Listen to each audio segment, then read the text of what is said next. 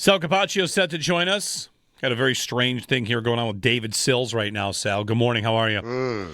David Sills. I'm good. I thought about him last night when he was first he dropped that pass and then he had a couple of nice catches. I'm like, that's the same guy that was at Bills camp for a little while. That's right. That's right. So David Sills the fifth. I called him David Sills the fourth. He's David Sills V the fifth.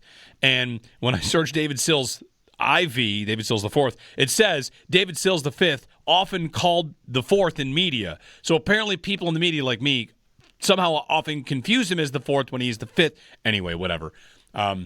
He was signed with the Bills in 2019 after the draft. He was part of their Beyond Blue and Red. They liked him. They were really after him. They signed him. He made it through camp, was waived. He went to the Giants. He's in his seventh season in the NFL and has caught 2 touchdowns with Atlanta. So good for him. Nice little story. That game last night was nuts. The way that crazy. The Falcons came back, and Kirk Cousins can still play. You can carve up a defense. I actually, that's why, that Monday night game against Penix, there was a time I think where Penix was a little banged up, and I was thinking, rather face Penix than Cousins, and yet the Bills still lost to Penix, right? Yep. I thought Cousins would kind of stabilize their offense, but he could be a little pretty, variable, right? You never know what you're going to get. Sometimes it can be a pretty wild game as well. But man, I'm impressed that the Falcons just kept playing. It's a team that was eliminated last week from the playoffs. They're mathematically out. And then they're on a short week. They go to a division rival who's fighting for a division title, and they're down 10 points. 15 points, right? 14 in the fourth quarter, whatever it was. Yeah. And they come back to win the game. So, yeah, give them a lot of credit. And by the way, there were some crazy plays in that game that you could say some went the Bucs way or some went the Falcons way. How about the fumble? Literally, there's a still shot. I retweeted it. That there were 7 Buccaneers around the ball, and they didn't come up with it. Yep. There was 1 Falcon around the ball. And the person who came up with it wasn't even the guy that was there for the Falcons. It was a lineman who came diving in. Yeah, it was a crazy game. Absolutely crazy game. The Panthers are in the lead in the NFC South now. Yes. And they'll play the Saints. I just found this out last segment. The Panthers and the Bucs have not yet played. They're going to play twice in the last 3 weeks, right. Which is what the Bills and Patriots did last year, Sal. And I don't know if you're as staunchly against that idea as I am. I love that the Bills put the Patriots' schedule up on the board, and you know what the Patriots have not yet done? They've not yet played any of their division opponents a second time, and I feel like that's how it should go.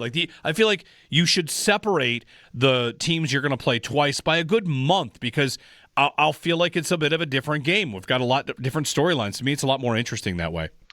Yeah, I don't love when it's 2 and 3 weeks or 2 and 4 weeks, but you give a little bit early in the season, a little bit later in the season because teams change. And these two teams certainly have changed, right? Yeah. To get back to Bills Patriots, they definitely have. The Bills are a team that's had some transition both in injury and personnel. And then the Patriots as well, mainly due to injury for them. So since the last time they played in week 5, both these teams are definitely looking a little bit different, on the field than they did before. And, this is a big game. I will tell you, I've talked to people who live in New England who tell me in the Boston area, this game is massive for them. Yeah. They are treating it. It's almost too big, right? It's it's weird. Almost too big. To me, it's weird because they've won all these championships. They're back to, they're back to where they are, and it's great if you're a fan over there. I'm sure that's really super cool. I'll tell you this. I went on WEEI yesterday, and I did a spot for our sister station in Boston. And the first question they asked me, why do you think the Bills are favored in this game? I'm like, really? Yeah. I don't know. I'm like, I guess it could go either way. I said, it's 1.5. I said, I'm not surprised. My answer was basically, well, the Bills have Josh Allen. They're still a really good team. And I said, I give the Patriots credit for keep winning, but they haven't beaten a ton of great teams, and they have a bit of a softer schedule, but they did beat the Bills. So, yeah, give them credit for that. But I don't know. I didn't think it was a big deal. But apparently they're playing this up in Boston like it's some huge disrespectful thing, not just in the Patriots locker room. I mean, the fans think this is some big affront to the Patriots that they're underdogs by 1.5 to the Bills. Yeah. I think what it probably is for New England is they've probably heard all year long, yeah, your team's good, but still, who have you defeated? Yeah. Who have you beaten? Sure. And if they beat the Bills a second time, you kind of can't say that because if it's who have you beaten and you can say the Bills twice, that'll get the job done in terms of your resume is now something you could defend. So it means that. It means that they could sweep the Bills, which teams don't often do. But one of the things I find interesting, kind of getting back to the divisional format, Sal, we don't know how a team, I know Drake May did play last year, but the Josh McDaniels Drake May partnership, no team in the division has had their second crack at him yet, and he has not yet had a second crack at a team, right? He plays the Bills this week, then the Jets, and then the Dolphins. So I don't have a little bit of context where I could say, like, oh, in the second matchup against the Jets, this happened, or the Dolphins. So, on one hand, it's I'm eager to see how the Bills play him differently. I'm also eager to see how Josh McDaniels attacks differently with how things are different on the defense. And, of course, the big thing to watch for today, and you'll talk with Sean McDermott on the Extra Point Show, what's the story with Christian Benford? So he's spotted in a walking shoe. I know they say boot, but I'm pushing back on boot because it's not a full boot, right? It was smaller. Right. Yeah, so I didn't see him in it, but I'll go off of my colleagues who did and tell you what they saw in the locker room with Christian Benford. So I saw him doing, like, his normal practice. He was out at practice. See, I have video of I was actually shooting Darnell Savage in his high socks, by the way. Darnell Savage is a high socks guy, by the way. Did you know that? He's got high socks on at practice. Good. And I'm shooting that. And in that same video, you see Christian Benford. He's running around. So there was nothing, like, up with Benford. We didn't notice he wasn't there or anything like that. And then later, a few of my colleagues spotted him in the locker room, Benford, after practice. The way it works, media leaves, and then allowed to go back in to the field house where they're practicing, or outside, in this case, field house, and then locker room after practice is over, right? So you don't get to see any rest of practice. So the players are already in. And Benford apparently had a walking boot on his left foot, or walking shoe. And the reason I say that is Lance Lysowski of the Buffalo News actually tweeted a picture of what he said. It was not the actual. He didn't take a picture of Benford. He said, "This is what I would call what I saw, what it looked like." Is it bad that I'm like latching onto it? It wasn't a full boot. It was not right. a full No. boot. I think it's totally appropriate to analyze it. Okay, good. Because I'll tell you why, Jeremy. This happened with Ed Oliver, and I remember I saw Ed Oliver in the locker room with a walking boot on, and I'm like, "Oh my God, like, what's going on here?" Maybe he just twisted his ankle and that's precaution. And we find out that he was out for several weeks. Remember when that happened, right? Someone stepped on him. And that was a boot.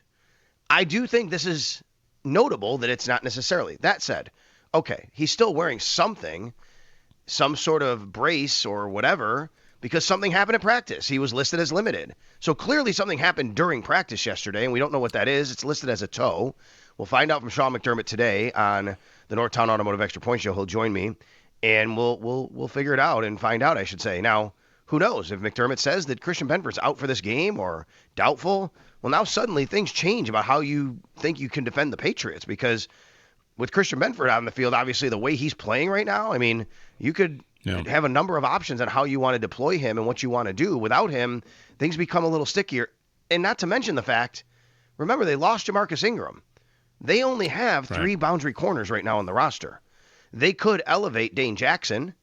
They could elevate MJ Devonshire to Corey Couch. But the point is, they only have Benford, Hairston, and White on the active roster. Do you feel like if Benford was unable to go, they would feel like they cannot play man? Ooh, I think in certain situations they'd probably feel that, but maybe. They do play. I mean, Max Hairston, I think that they'd be comfortable with that.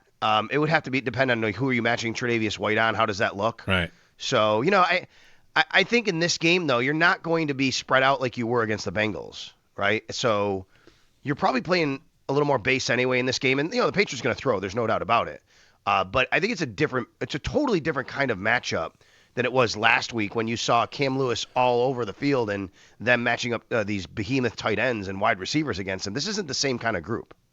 803-0550 if you have a question for Sal.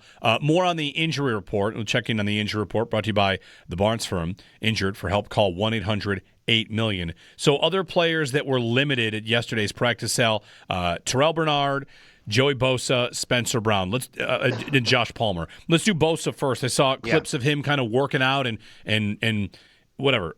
On the field, in sweats, kind of going through some stuff. Was that the case last week or earlier in the week too? Like, are you seeing clear progress from the portion that you can see on Bosa?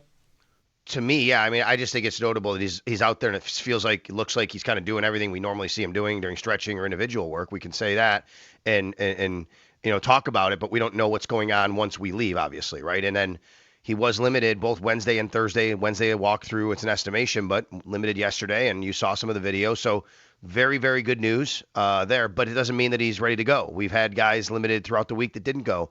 Dalton Kincaid, this happened to a couple weeks ago. I think Joshua Palmer 1 week that happened to, but maybe he's ready to go, and we'll see if he's out there. But I think that it looked good to me. Like, but again, I'm only able to watch a certain portion of practice while we're out there.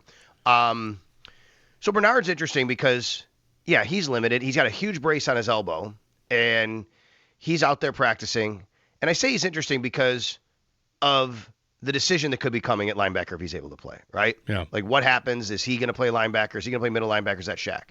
Jeremy, I can't tell you how many fans are in my mentions saying, well, we don't want him on the field. Just stay inactive. And I just think that's, okay, you don't have to want him to start.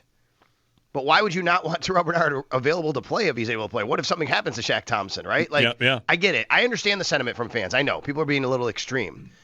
But a healthy Terrell Bernard is still better than a not healthy Terrell Bernard. The Bills just have to make a decision on who they want to start. And I agree. Shaq Thompson's been better in the middle than Terrell Bernard. So, to me, that should be the decision. You start Shaq Thompson. But having Terrell Bernard actually available to play is a good thing, not a bad thing. Yeah, I mean, game script could go any number of ways. Yeah. You might need just whatever. Like, we'll see. And New England, of course, does throw to tight ends. I mean, Hunter Henry's having a really nice season for them. So, yeah, we'll see about that with Bernard. Spencer Brown, he's told people he's going to be good to go, right? He was limited again, but he's basically said he's okay. Yeah, he did. He has, and it feels like that's the case. I think he was close last week by the way it went, and then they didn't start him, and it made sense. As I was saying going into the week, you're back at home. Communication is a little bit easier and smoother. You're not facing the same, Steelers pass rush as you did against the Bengals. No Trey Hendrickson, so that mattered. And then the last one is Joshua Palmer. It'd be great to get him back, but you just don't know with him right now. I mean, the injury and injuries he suffered in Atlanta at the time, they apparently were pretty significant for him because it took him a while, and then he tried to get back and he couldn't. Try to get back again. It's been a struggle. And McDermott said last week his body just isn't in a great spot right now. He's been limited then this week, but it's the ankle. He's still working through it. Is he able to go? We don't know. And then if he is, that gets us back to our conversation of what happens at wide receiver. Are you dressing 6? Because if you are, okay, obviously there's somebody's, there's not as many reps available, but a lot of times with numbers, receiver, that's a position you go 5, and the Bills generally do that. Who's the 6th guy? Who's out? Is it Keon Coleman? Yeah. Does he become now a healthy scratch, not be related to discipline, just related to being the low guy in the depth chart? I mean, I could see something like that. So I think those are interesting decisions. And then we did have one change yesterday, 2 changes. Dawson Knox returned to practice yesterday. He was out for personal reasons on Wednesday. And Mitch Trubisky had an illness, so he was not practicing yesterday. Okay. 803-0550, 1-888-550-2550 to join us on Bills and Patriots. On the New England side of things, they're missing their left tackle, Will Campbell, and Milton Williams as well. Speaking of defensive linemen, Sal, for anybody out there that's like seeing Ed Oliver post videos, Sean McDermott's timeline on that was pretty clear. Like McDermott's not really thinking about it until the playoffs, correct? Correct. That's pretty much the messaging. Okay, yes. okay, gotcha. I would say, yeah, he's definitely coming back, or he's not coming back for the playoffs or before the playoffs, but pretty much everything he said is more of an indication of that, if and when it happens, it wouldn't be until the playoffs. Right. And it sounds encouraging. By the way, the Patriots have also been without Harold Landry this week. That's a notable loss. Like, He showed up. He's been on the injury report. He has not practiced. He actually did practice, on Wednesday. He did not practice on Thursday with a knee injury, so that's notable for them. When you are limited on Wednesday and you don't go on Thursday, he got hurt in their game against the Giants 2 weeks ago, the Monday night game. And he was they had like 60-something snaps. He got hurt. I looked at the snap count, so I don't know the exact point of the game he got hurt, but he only played 30-something snaps, so he obviously got hurt during the game. But he's on their injury list too, so that's pretty notable. He leads their team with 7.5 sacks. Yeah. Well, it's a big loss. Big loss. If he is, yeah. We'll see today from both sides. Yeah, we'll see who gets through it. All right, Sal, what else are we missing from this game? It's a road trip to New England. Yeah, no, I mean, I don't know. I mean, did you see the stat? Did I bring this up with you guys the other day? Did you see the stat? I might have even talked about it, and I'm sorry if we already did, about the league leaders and the teams that lead the league in pass plays 20 yards or longer. I heard you talking about this with the afternoon show. Yes, I saw the clip on social media is where I saw it. I saw it on Instagram. The top 3 teams in 20-yard pass plays? The top 3 teams in 20-yard pass plays this year are The Rams and Bills tied at number 1 for 50 of them. The Patriots number 3 with 49 of them. These two teams actually are the top of the league, along with the Rams, in 20 or more yard pass plays this year. And what's crazy is it's totally different the way they do it, right? Because the Bills' average depth of target is actually one of the lower teams in the league. It's less than 8. But their yards after catch is humongous, where the Patriots' average depth of target is huge. It's over 9, one of the top in the league. And then their yards after catch are not that much. So the Patriots love to throw the ball over the top of you, and they get a lot of big plays like that. The Bills love to throw the ball short and let their guys work, and they get a lot of big plays like that. Yep. Well, we'll see who gets big plays this week. I'm eager to see Allen, like December Allen, unleashed again. And, whatever, as part of a game plan that includes a lot of James Cook. I think the Bills are going to run it a lot.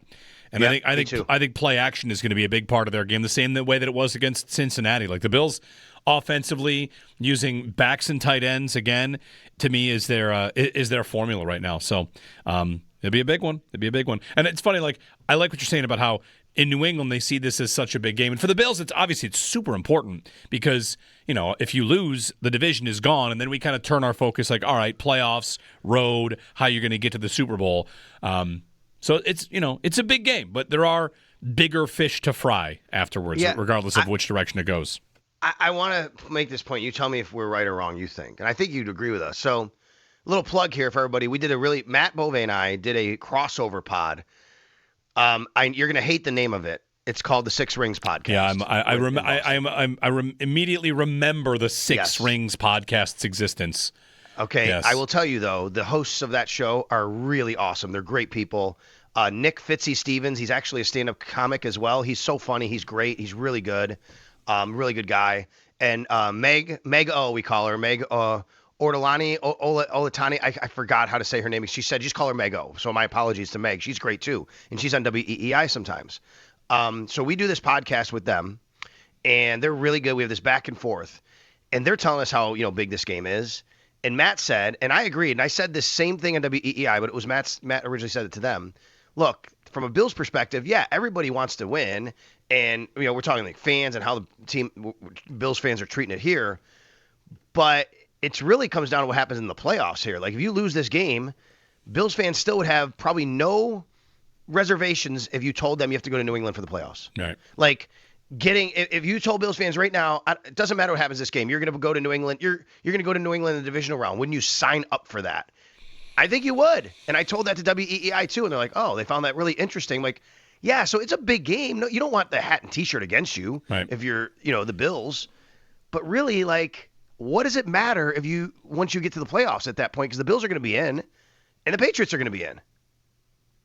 Yeah, I mean, they'll find out how much belief people have in Josh Allen, playoff Josh, So, Sunday, 1 o'clock, Bills-Patriots. All right, Sal, we'll be listening to Northtown Automotive Extra Point Show. You've got Sean McDermott, Pat Hammer as well. Is there any sort of weather scenarios in New England this week? Yes. Okay. Actually, I just got a text this morning from somebody out there who said it looks like it could be a snow game. Wow. It could be.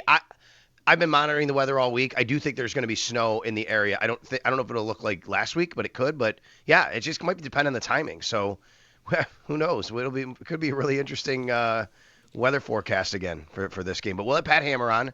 We'll effort to get Paul. I know it was a late night for Paul last night. I don't know. I fell asleep after the second period. I had to wake up to see, and I'm like, oh, I missed no goals. That's good. It was 3-2 final, right? So, so that's good. Nice win. Like, hey, 2 in a row, right? 2 in a row. You get 2 in a row, so that's nice, and get Seattle. So woke up to a nice 3-2 Sabres victory. But I know I'll see if we can get Paul. I know he had a late night last night covering the game, so we'll try and figure that out. But in the meantime, we will have Pat Hammer at 11:30. Sean McDermott most likely a little after 11 for everybody who's listening. So, but you never know when he's a little bit early. So listen, starting at 10 a.m. in the Extra Point Show. Very good. Thanks, Sal. You got it. Sal Capaccio, the Northtown Automotive Extra Point Show comes your way at 10 o'clock.